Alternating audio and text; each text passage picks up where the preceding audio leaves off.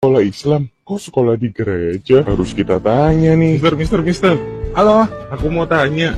Ini kan anak-anak kan kerudungan ya. Oh. Terus aku tadi kok lihat masuk gereja, terus ini di pura. Itu ya apa, Mister? Oke. Jadi itulah salah satu hal yang kita prioritaskan kepada anak-anak karena mereka masih usia dini, sedini mungkin kita tanamkan rasa toleransi.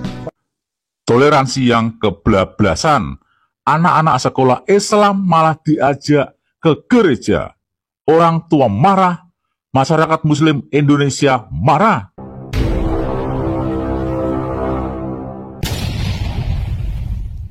Dan video berikut. Salam Bapak Ibu, saudara-saudari yang dikasihi Yesus dan dikasihi. Berjumpa kembali dengan saya, Pendeta Aris Lubis. Saudara Bapak sekalian, ini kita ada di Gedung Sate ya. Gedung Sate itu kantor gubernur Jawa Barat atau yang kita kenal dengan namanya Bandung ya. Saudara Bapak sekalian, tadi saya melihat sebuah video ya.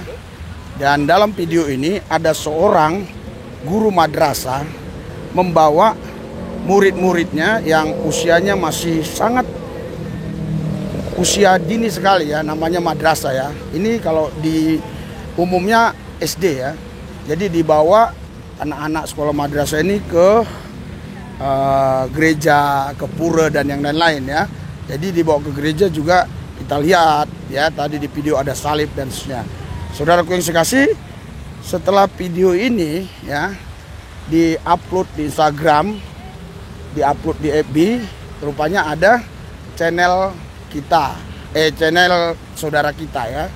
Channel saudara kita yang dari seberang itu mengkomentari, dia nggak suka, dia marah-marah ya. Dia marah-marah, saudaraku. Nah, kita saksikan aja ya videonya ya. Dia marah-marah. Bukannya ini murid sekolah Islam, kok sekolah di gereja? Harus kita tanya nih. Mister. Halo, aku mau tanya. Ini kan anak-anak kan kerudungan ya. Oh. Terus aku tadi kok lihat masuk gereja, terus ini di pura. Itu ya apa, Mister? Oke. Jadi itulah salah satu hal yang kita prioritaskan kepada anak-anak karena mereka masih usia dini, sedini mungkin kita tanamkan rasa toleransi. Toleransi yang kebablasan. Anak-anak sekolah Islam malah diajak ke gereja. Orang tua marah, masyarakat Muslim Indonesia marah. Assalamualaikum warahmatullahi wabarakatuh. Bertemu kembali dengan Kang Jen di Islam TV. Para sobat, ini namanya toleransi. Toleransi bukan seperti ini. Toleransi itu kita menghormati umat lain beribadah di tempat ibadahnya. Kita sebagai seorang muslim menghormati orang-orang Kristen yang beribadah di gereja. Kita hormati, cukup. Sebatas itu toleransi. Bukan seperti ini. Ini bukan toleransi. Ini toleransi. Cara-cara yang tolol, yang tak patut untuk diajarkan kepada anak-anak yang masih usia dini. Bayangkan para sobat, akidah anak-anak bisa rusak. Bayangkan kalau anak-anak bertanya, itu apa maksudnya palang salib? Misalnya bertanya seperti itu. Tentunya orang Kristen akan menjelaskan, itu gambaran Yesus disalib untuk menebus dosa-dosa manusia. Bayangkan, anak-anak yang baru diajari, yang masih mungil, sekolah Islam sudah dicekoki dengan cara-cara toleransi seperti ini. Admin menghimbau buat orang tua yang masih menyekolahkan di sekolah ini, segera tegur gurunya. Dan tindakan maksimal adalah segera pindahkan anak-anak ini dari sekolah yang rusak. Cara mengartikan toleransi. Salah satu hal yang kita prioritaskan kepada anak-anak karena mereka masih usia dini, sedini mungkin kita tanamkan rasa toleransi. Bukannya ini murid sekolah Islam, kok sekolah di gereja? Harus kita tanya nih. Mister. Halo, aku mau tanya. Ini kan anak-anak kan kerudungan ya. Oh. Terus aku tadi kok lihat masuk gereja, terus ini di pura. Itu ya apa, Mister? Oke. Jadi itulah salah satu hal yang kita prioritaskan kepada anak-anak karena mereka masih usia dini, sedini mungkin kita tanamkan rasa toleransi. Gila, menjijikkan. Komentar dari guru atau siapa orang ini, menjijikkan, kamu menjijikkan. Bayangkan dia bilang, ini adalah program prioritas untuk mengenalkan toleransi kepada anak-anak. Benar-benar merusak. Orang ini merusak akidah umat Islam, merusak tunas-tunas Islam. Wawasan orang ini sangat sempit. Bayangkan, kunjungan anak-anak yang masih mungil, masih umur berapa ini, 6 atau 7 tahun ke gereja adalah merusak akidah anak ini. Anak sekecil ini diajarkan bahwa agama yang paling benar adalah Islam. Itu harus dijelaskan. Dan orang-orang yang beribadah menyembah selain Allah adalah kafir. Itu wajib dijelaskan. Kalau kunjungan seperti ini sangat dekat dengan pendangkalan akidah. Tujuannya jelas ini. Orientalis paling menikmati suguhan seperti ini. Ini adalah program-program gereja, program-program misionaris, program-program orientalis untuk pendangkalan akidah-akidah umat Islam. Bahwasanya di Indonesia itu terdiri dari beragam agama.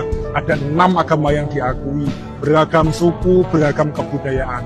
Tadi kita sudah berkunjung ke Kelenteng, kemudian ke gereja, dan sekarang kita berada di pura, salah satu pura yang tertua di kota Kediri. Makna toleransi adalah kita menghargai, kita menghormati orang yang beragama lain beribadah menurut agama dan kepercayaannya itu. Toleransi tidak dengan kunjungan ke gereja, ke tempat ibadah orang lain. Tidak seperti itu. Saudara, ini saya pikir ya keterlaluan menurut saya. Ya, jadi saudara kita doakan ya supaya intoleran itu dibuang dari negeri ini. Jadi semua boleh toleransi ya. Sebentar setelah dari sini kita akan ke Ciamis ya, untuk melihat Pak Muhammad KC ada di Lapas Ciamis ya. Doakan terus pelayanan kami selama di Bandung ini diberkati Tuhan. Ya, malam ini kami nginap di Bandung. Kita berdoa ya, hadirat urapan kuasa Tuhan bekerja atas semua saudara, jadikan mereka saluran berkat buat pelayanan ini. Ini gereja tanpa tembok, nanti Kamis kami harus sudah sampai di sini.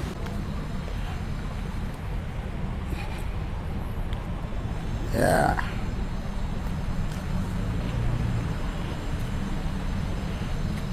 Ya, ini dia maju duluan ya. Apa judulnya hari ini? Yesus satu-satunya Tuhan dan juru selamat, di luar Yesus binasa. Dapat hadiah. Sini. Ya. Yesus satu-satunya Tuhan dan juru selamat, di luar Yesus binasa. Ya, haleluya. Kisah Rasul 4 ayat 12, tidak ada nama lain di kolong langit ini yang bisa menyelamatkan. Hanya satu, nama Yesus. Yesus itu nama tertinggi, nama di atas segala nama. Jadi siapapun yang punya nama, dia harus tunduk kepada nama Yesus. Yang setuju katakan amin. Haleluya. Kalian semua yang hadir pasti punya nama. Betul? Iya, jadi kalau kalian punya nama, kalian harus tunduk kepada Yesus. Karena dia nama tertinggi, nama di atas segala nama. Ya, itu kalian bisa baca di dalam Filipi 2 ayat 10-11 ya. Yesus nama di atas segala nama ya. Ya, tadi kisah 4 ayat 12 ya. Ada yang mau tulis-tulis, saya lihat kisah 4 ayat 12, tidak ada nama lain di kolong langit ini yang bisa menyelamatkan. Hanya ada satu nama, Yesus Kristus. Tuhan ada berapa? Satu. Namanya siapa? Yesus. Haleluya. Haleluya. Di dalam Roma pasal 10 ayat 12, Allah yang satu ini bukan Tuhan Yahudi dan Yunani saja, tapi Tuhan semua orang. Konteksnya di sana adalah Yesus. Jadi Yesus itu bukan Tuhan hanya satu suku, satu bangsa, Tuhan agama-agama, tetapi Yesus adalah Tuhan orang. Alkitab bilang di Roma 10 ayat yang ke-12, Yesus bukan Tuhan Yahudi dan Yunani saja, tapi Tuhan semua orang. Berikan sorak-sorai buat Tuhan Yesus. Haleluya. Haleluya.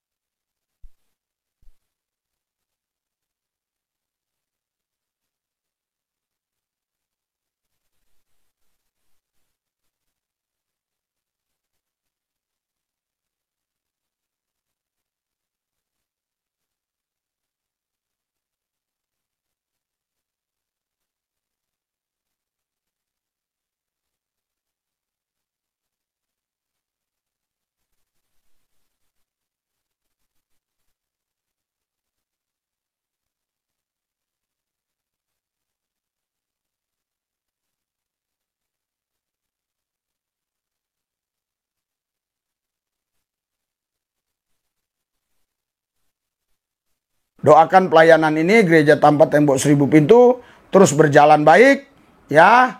Walaupun saudara kami menghadapi banyak tantangan juga ya, banyak hambatan, banyak kesulitan ya. Ya banyak pihak-pihak tertentu yang memang kadang nggak senang ya. Kami berhadapan dengan preman, berhadapan dengan ya kelompok-kelompok ekstrem kanan ya, mereka datang menggunakan beberapa mobil.